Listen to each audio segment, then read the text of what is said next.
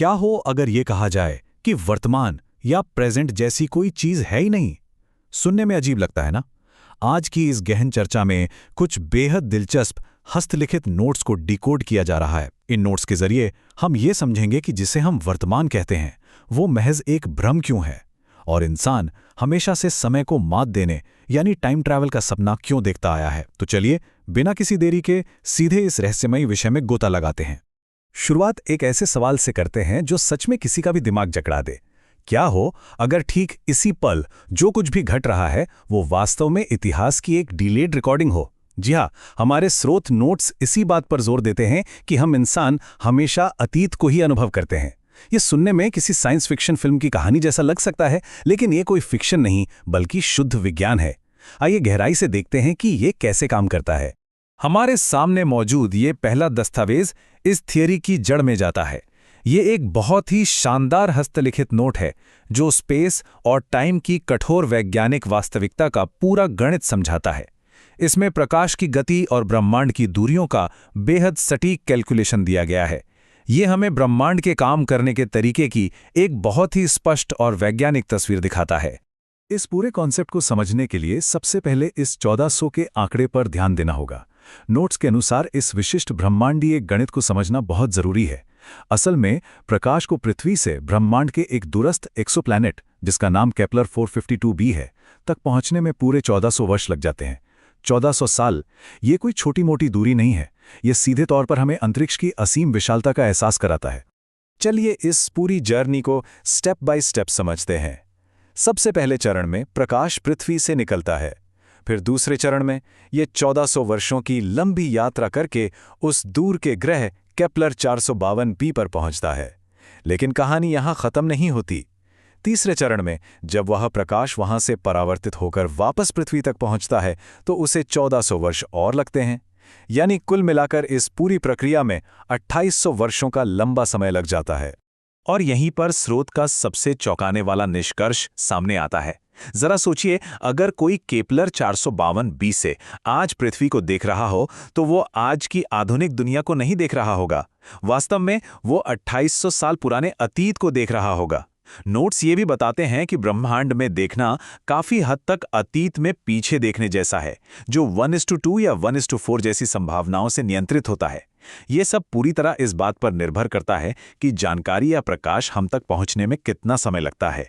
खैर, ये तो हो गई ब्रह्मांड और सुदूर ग्रहों की बात, लेकिन नोट्स एक बहुत ही स्थानीय और ज़मीनी बात की ओर भी इशारा करते हैं। यहीं पृथ्वी पर भी हमारी इंद्रियों को किसी भी जानकारी को प्रोसेस करने में एक माइक्रोसेकंड की देरी लगती है। देखने में एक माइक्रोसेकंड लगता है, सुनने में एक माइक्रोसेकंड लगता है, और यहाँ तक कि सूंघने में भी माइक्रोसेकंड का समय लगता है। इसका सीधा सा अर्थ ये है कि हम इंसान हमेशा अतीत का ही अनुभव करते हैं।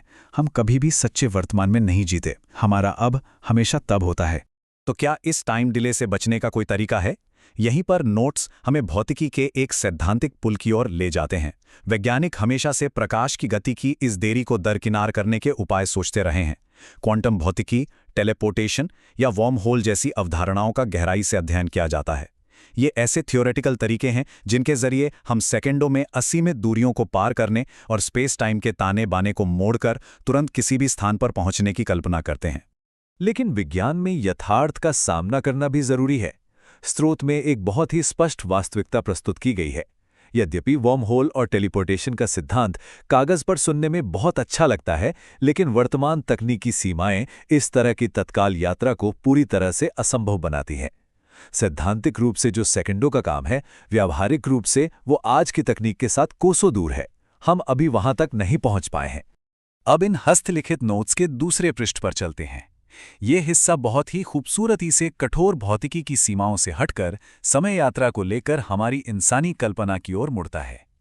जब विज्ञान और भौतिकी हमें रोकते हैं तो हमारा दिमाग कैसे अतीत में शारीरिक रूप से यात्रा करने की अपनी इच्छा को कहानियों और फिक्शन के माध्यम से पूरा करता है, ये इस दस्तावेज में बड़ी ही रोचकता से दर्ज है।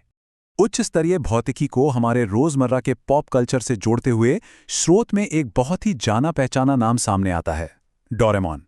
ये इस बात का बेहतरीन उदाहरण है कि कैसे बचपन के टीवी शोज और फिल्मों ने टाइम मशीन के विचार को हमारे दिमाग में गहराई तक बिठा दिया है। हम सभी ने कहीं न कहीं इन कल्पनाओं का आनंद लिया है और उस टाइम मशीन में बैठने का सपना देखा है ना? लेखक यहाँ एक बहुत ही महत्वपूर्ण अंतर स्पष्ट करता है। आधुनिक मीडिया और फिल्मों में जो रोमांचक टाइम ट्रैवल हम देखते हैं, वो कोई वास्तविक वैज्ञानिक क्षमता नहीं है। वो पूरी तरह से विजुअल इफ़ेक्ट्स यानी VFX और हमारी इंसानी कल्पना के जादू पर निर्भर करता है। स्क्रीन पर ये सब देखने में बहुत शानदार लगता है, लेकिन ये प्रयोगशाला की सच्चाई नहीं है। ये महज एक इल्यूजन है। इसी फिक्शन की दुनिया में थोड़ा और पीछे जाएं तो नोट्स में एक क्लासिक अंग्रेजी किताब का जिक्र आता है। इस किताब का नाम है द टाइम मशीन। इसे टाइम ट्रैवलिंग डिवाइस या मशीन की अवधारणा का मूल आधार माना जाता है। इसी सोच से साहित्य में समय को एक मशीन द्वारा पार करने के विचार ने गंभीरता से जन्म लिया था। नोट्स में इस किताब के विशिष्ट कथानक को भी बहुत अच्छे से रेखांकित किया गया है। कहानी में एक टाइम ट्रैवलर है और उसके 4 दोस्त हैं। जब वो मशीन बनाने की बात करता है तो शुरुआत में किसी को विश्वास नहीं होता। वे इसे बिल्कुल नामुमकिन मानते हैं। लेकिन जब मशीन सफलतापूर्वक बन जाती है और उसका प्रदर्शन किया जाता है, तो सच्चाई का चौंकाने वाला एहसास उन सभी को अवाक कर देता है। यही वो अविश्वास है जो आज हम शायद टाइम ट्रैवल के असली विज्ञान के प्रति रखते हैं।